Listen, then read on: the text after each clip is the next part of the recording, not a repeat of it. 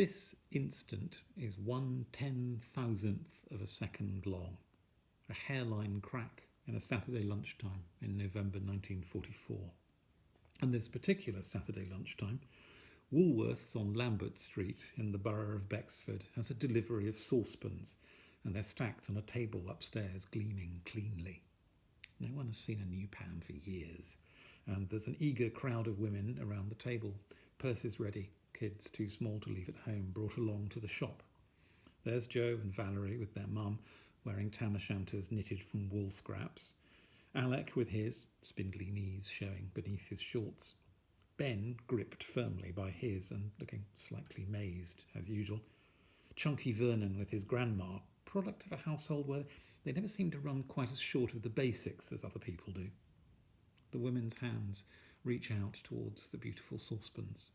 But a human arm cannot travel far in a 10,000th of a second, and they seem motionless. The children stand like statues executed in flesh. Vern's finger is up his nose. Something is moving visibly, though, even with time at this magnification. Over beyond the table, by the rack of yellowed knitting patterns, something long and sleek and sharp is coming through the ceiling, preceded by a slow tumbling cloud of plaster and bricks and fragmented roof tiles. Amid the twinkling debris, the tapering cone of the warhead has a geometric dignity as it slides floorward, the dull green bulk of the rocket pushing into sight behind, inch by inch. Inside the cone, the Amatol's already burning. Shoppers? Saucepans?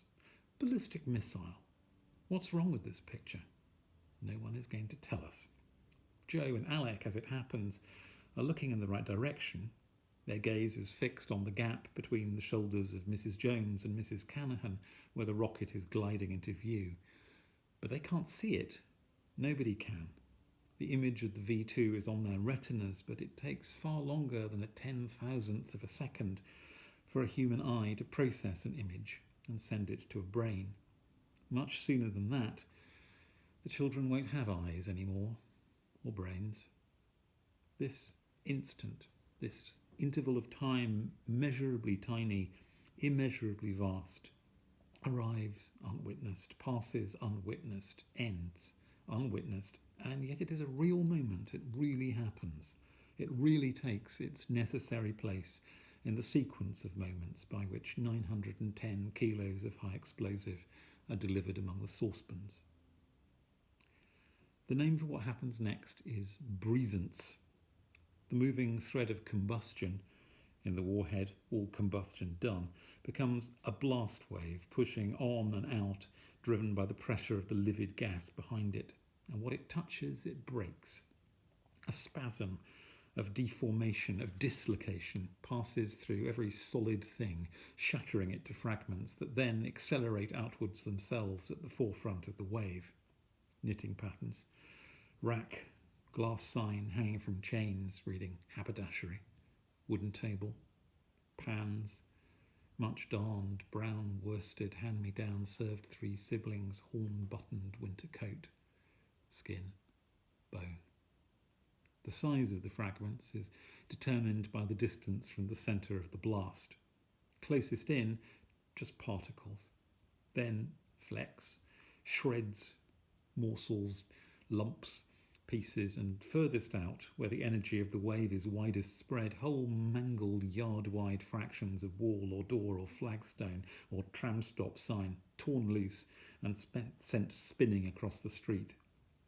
The blast goes mainly down at first, because of the shape of the warhead, through the first floor and the ground floor and the cellar of Woolworths and into the London clay, where it scoops a roughly hemispheric crater before rebounding up and out with a pulse that carries most of the shattered fabric of the building with it. A dome of debris expands. The shops to left and right of Woolworths are ripped open to the air along the slanting upward lines of the dome's edge. A blizzard of metal jags and brick flakes scours Lambert Street both ways. The buildings opposite heave and sag. All their window panes blow inward and stick in the walls behind in glittering spears and splinters. In the ground, A tremor pops gas mains and grinds the sections of water pipes apart. In the air, even where there is no abrading grit, no flying rain of bricks, a sudden invisible jolt of intense pressure travels outward in a ring. A tram, just coming around the far bend from Lewisham, rocks on its rails and halts, still upright, but through it from end to end passes the ripple that turns the clear air momentarily as hard as glass. At the very limits of the blast, small, strange alterations take place, almost whimsical. Kitchen chairs shake their way a foot across the floor. A cupboard door falls open, and hoarded pre-war confetti trickles out. A 1 ounce weight from the butcher's next door to Woolworths somehow flies right over Lambert Street and the street beyond, to fall neatly through the open back upstairs window of a house in the next street beyond that, and lodge among the undamaged keys of an Underwood typewriter.